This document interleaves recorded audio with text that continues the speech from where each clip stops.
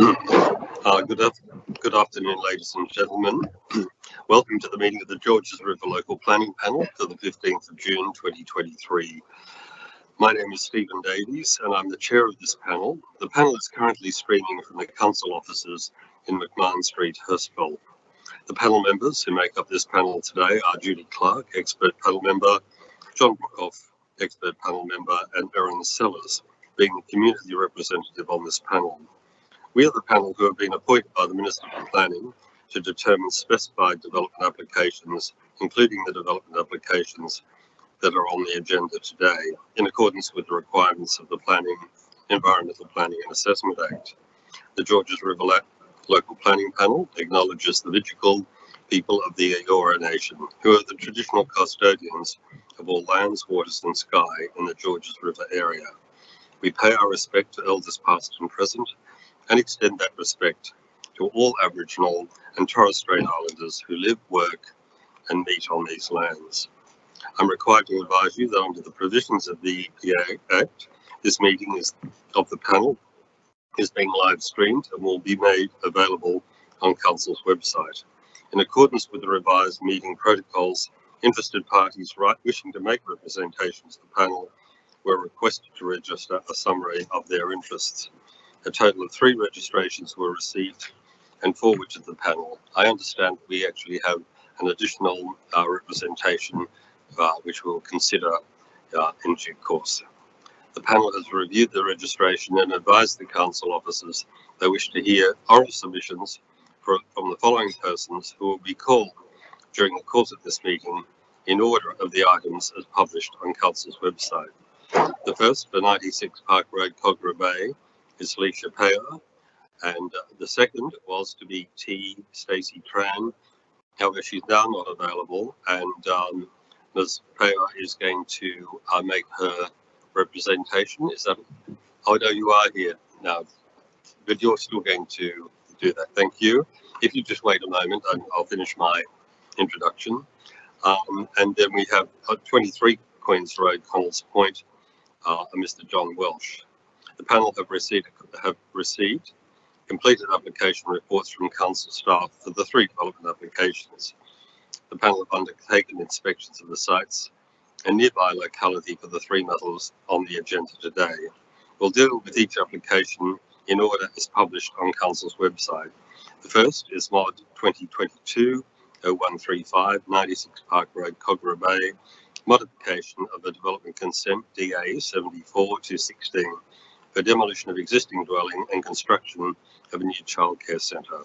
The proposed modifications include an increase in the number of children from 34 to 44, number of staff to 8, and increase the number of car spaces from 9 to 10.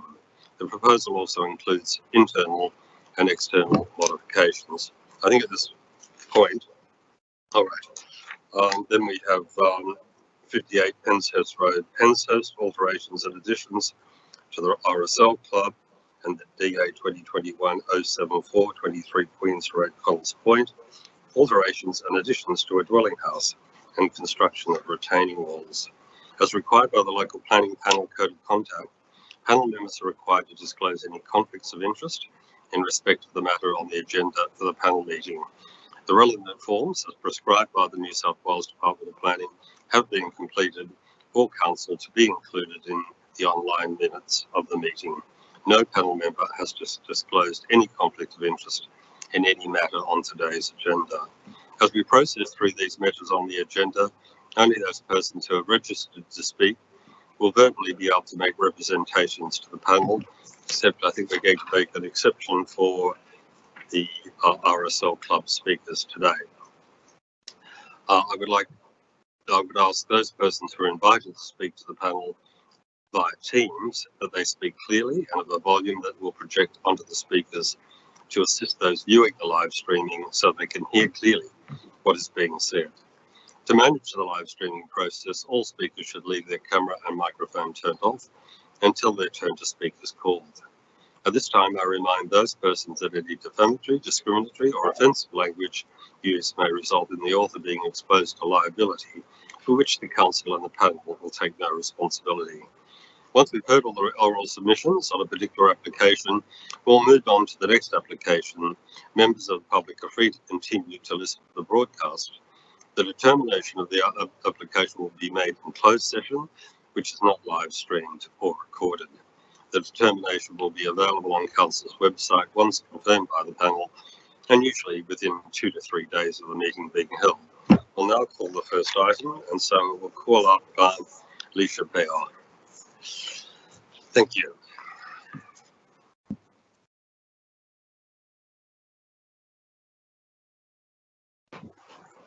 Yes, if you just push your button.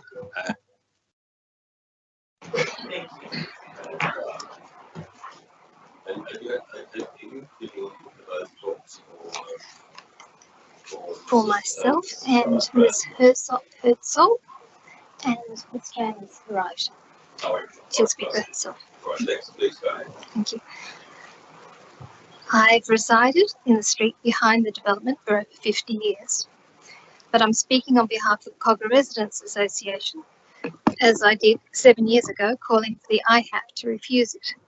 We all pointed out how dangerous and polluted Park Road is, and in response, conditions were added to install a masonry fence and for children to have just 2 hours of playtime. Matters for consideration 3.6 noise and air pollution. This assessment also ignores the need for air quality testing. I believe it would show that the only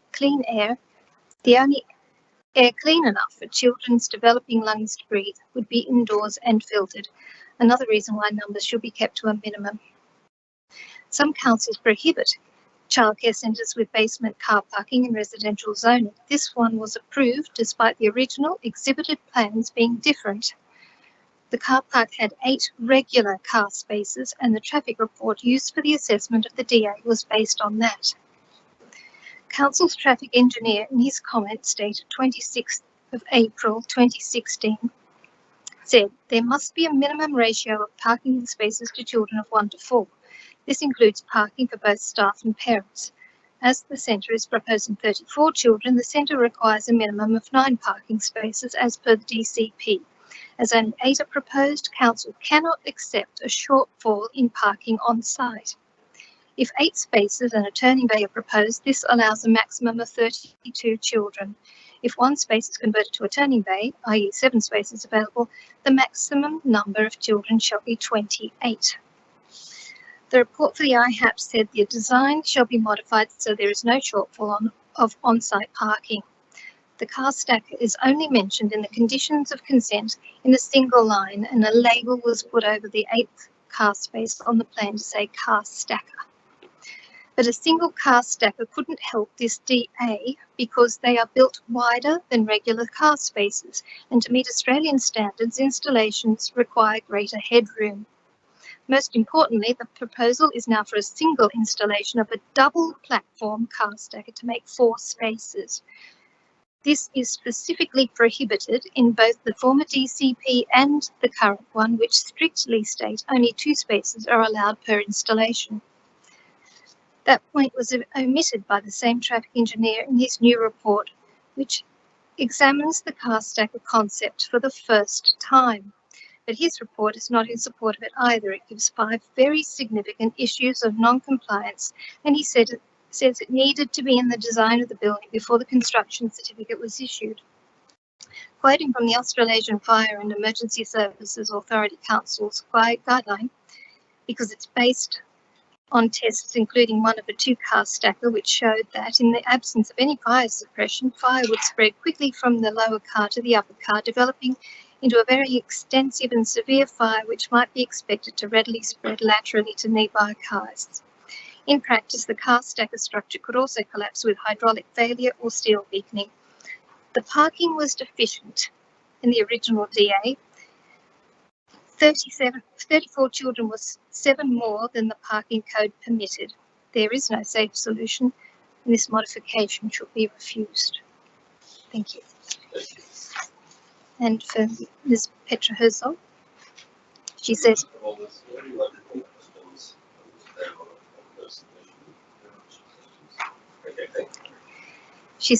she thanks the panel for this opportunity to address the issue once again. I was one of the 6 concerned residents who spoke at the IHAP meeting in 2016, yet I was not notified of this modification, and I now find very few people were. Also addressing the panel in 2016 were the neighbours living either side of the development at 94 Park Road and 15 Glenview Street, who have since sold their homes and moved away, proving the negative impact of the approved development has already had. Schools are reducing the speed limits around them to 40 kilometres per hour for the safety of our children, and childcare centres deserve the same. But that won't happen with Park Road. It will remain a danger and it can't be crossed with a young child for public bus services. It's not near schools either, so all will arrive by car, queuing along Park Road at peak hours when it's at a standstill, unable to distribute the heavy traffic to the Princes Highway. They will be queuing in the surrounding streets as well, trying to get back onto Park Road. This is already happening with non-local traffic in the surrounding streets. Drivers are in a hurry. They won't be aware of there being children around. Little children are quick to move and it's not possible to keep hold of their hand. It is unlawful for childcare centres to refuse children with a disability or limit their access, so for the safety of all, fences around the footpaths to prevent children rushing onto the road would help. It is evident that the bulk and size of this development is out of scale for the residential zone. A significant commercial operation surrounded by what will always remain as 1- and 2-storey residences.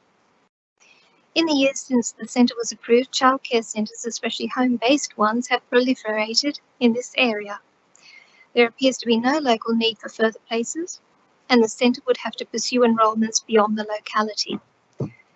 The applicants submitted a DA with the knowledge that all childcare centres had to be located on the ground floor only, and that's the approval they received. Please refuse these unnecessary increases. I believe the development would not have gained approval 7 years ago if these changes were part of their original application. Thank you. Thank you.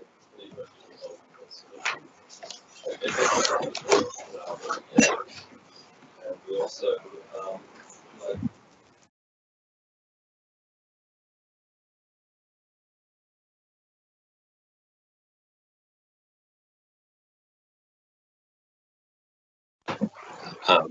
Yes, if you can turn your speaker on and just make your presentation to us.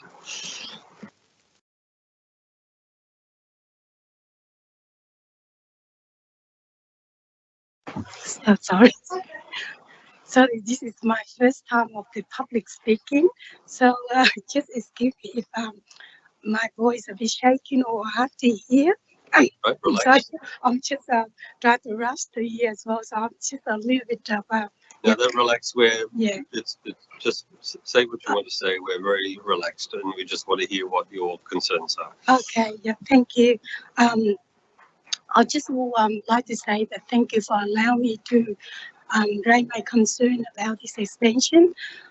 So my one is all about the first-hand experience. So first of all, the Glenview Street is just the corner between the busy street Park Road and Glen Street. It's quite narrow. So every time, like when I take my kid to school, I have to allow more time because there's already congestion. Just weekday only, especially in the morning. So I find that it's hard sometimes, and I have to like turn my car over the grass and go in different direction. So I find it's really hard for us already. So if it's more pick up and drop off, which means that it create more congestion to that street. And then another experience that I had was one day there was an incident on Park Road where not sure what happened to one of the driver, his car, I'm not quite sure what he hit, but actually his front wheel came off and it just like went over our fence and it hit our brick wall veranda and the brick wall actually collapsed.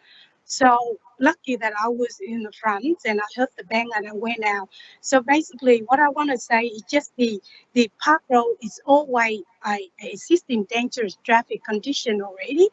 And like it it is something that when I get out or go in, I always have to watch out because of the busy traffic. So if they already got like 34 kids already, and in my opinion, enough is enough. If we put more to that center, that means we put the kids more at risk. So I think it is something that that I hope the planning panel will consider of that before granting the approval. So that's all from me. Thank you for your time and your consideration. Thank you. Sorry. Oh, okay.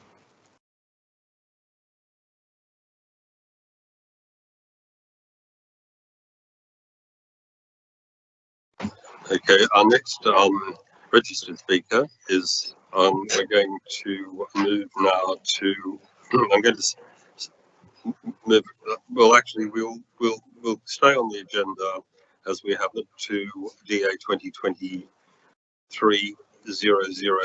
for 58 Penshurst Street, Penshurst, the alterations and additions to the Penshurst RSL Club, including car parking. Now, I think we do have one or two speakers, but you weren't registered with us, but I would be very happy if you would come forward and make yourself known and make the presentation to the panel.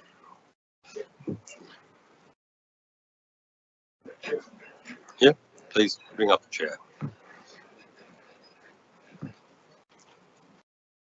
So if you'd introduce yourselves by name, and then we'll have that recorded. Thank you.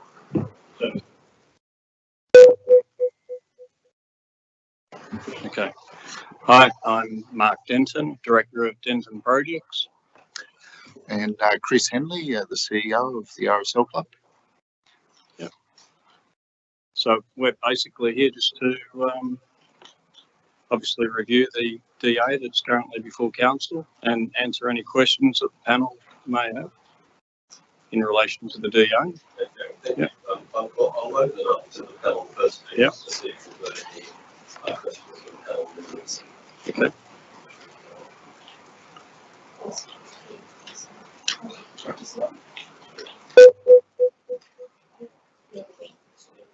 Okay. Just a quick question. Have you read the Officer's Assessment Report and the draft conditions? Yes. Any comments on anything there? I think the only comment would be, and the report suggests that a separate application be lodged in terms of the extended trading hours, and that's something that the club's aware of and would prepare a relevant social impact statement to extend the current trading hours, but the other draft conditions seem reasonable in terms of what's being proposed.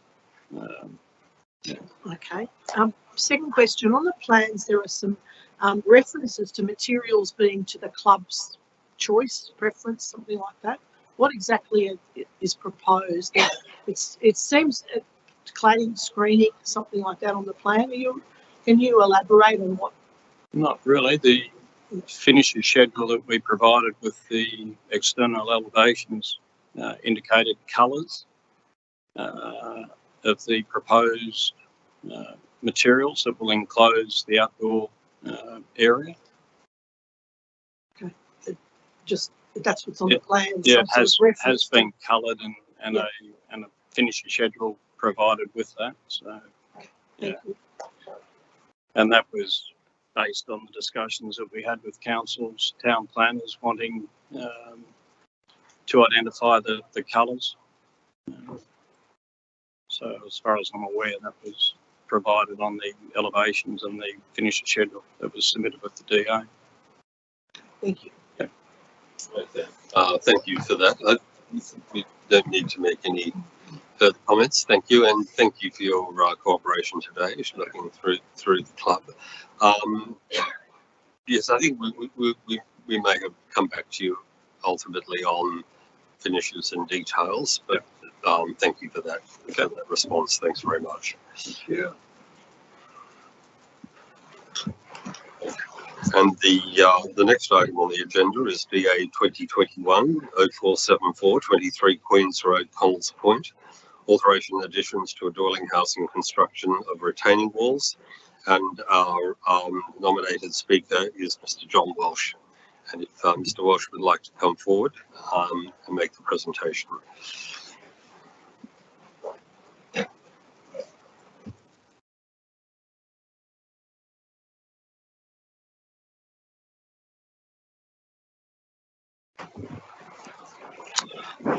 Good afternoon, panel. Thanks for the time to look at our development proposal today. The proposal mostly complies with the LEP and the DCP standards, and the council has proposed to approve the application, but subject to 2 design changes.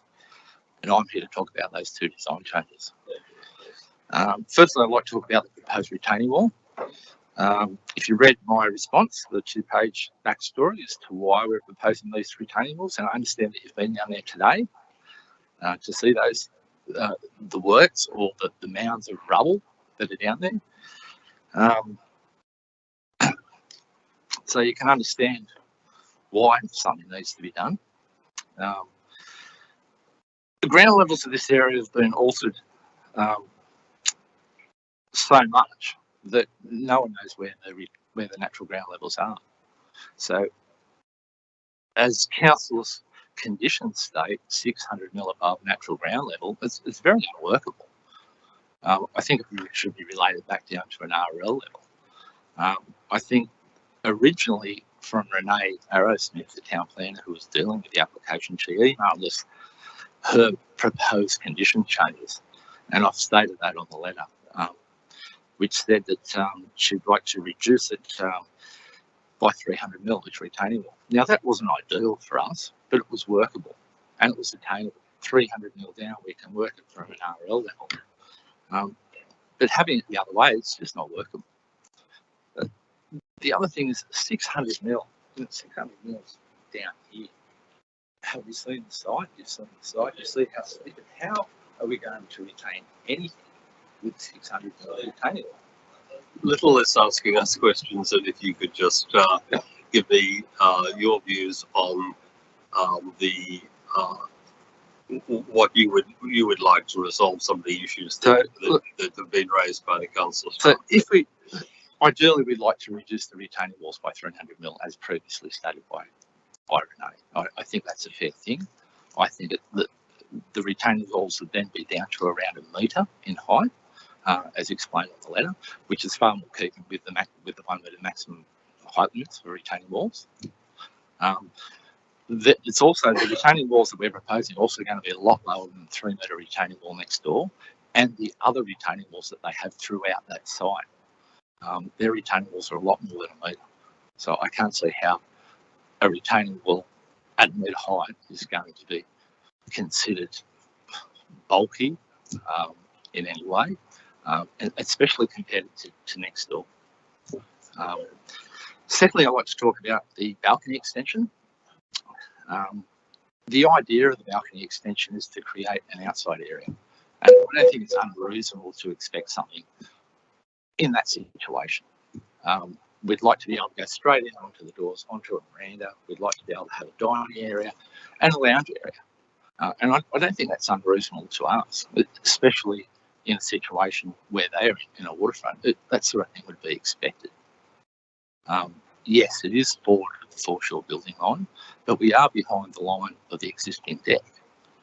And the front facade of that deck is also behind the facade of the other deck that currently exists. The deck and roof itself, we're within the side boundary setbacks. We're in the height limits. How could it be too bulky? And that's the thing that we really struggle with, because we have kept this extremely low. We could have gone for a higher pitch roof. We could have gone for something overhanging the existing roofs as a flyover, but we've purposely kept it lower to try and reduce the height. Okay, so yep. Sit there, and I'll put it to the panel if they have any specific questions, design questions for you. Yes, Erin. Yeah, John, just a quick question. With the, if the retaining walls are reduced to 600 mil, what would that mean? Like, how would you? If it were to be 600 mil. Yeah. What would that look like, or how would you go about it? Well, I mean, it's not a lot of height. I think you'll find that anything that we put in front of it, the retaining walls aren't going to be seen. You know, we've specifically allowed a garden bed to the second retaining wall, so I don't think the second retaining wall eventually will not be seen at all. Hmm. Have you considered another, like a fourth retaining wall? Not really, no. No, it wasn't really part of we got together originally with the owners and we discussed different walls and different ways that we can do it. And looking at the ground levels of what was there and what was next door, we felt that this was the best thing to do. Yeah, okay, right, thanks. Just same question asked differently. So if we were to impose a condition to take 300 mils off the top, which is what you're asking, yep, would you be able to do that with the retaining walls, or do you need to put another one in? Is there a consequence? No, we wouldn't need to put another one in. We could just drop the retaining wall by 300 mil, and that would lower the ground level. Thank you. John, in terms of the area that the existing balcony area that you have a proposal to put the roof over, is it conceivable that could be made into a room, either in the de facto sense or in some future application? The upper or the lower or the balcony area that you're proposing to put a roof on that sticks out. Okay. Look, I think anything could be retrofitted. It could be enclosed in, but it's highly unlikely because people value their outside areas. And it'd be very hard to try and sell a property of that nature. Imagine selling a property of that nature without a deck. A waterfront property, most people want to open the doors. Let's go out to the balcony. Let's enjoy the view. Let's sit down. Let's eat, and let's enjoy the view. But having no balcony, I don't think that anyone in their right mind would do it. And certainly, if the owner wanted to make the building bigger in any way, there's lots of space further back on the rear and side where they could make it bigger. Thank you. Good, thank you. I have no additional questions. I think all of those have been answered, and I appreciate you coming. Thank you. Okay, thanks for your time. No, thank you. On that matter, I think we can close the formal part of the meeting today, and we'll go into closed session to determine these applications. So I thank all the speakers for coming today. Thank you.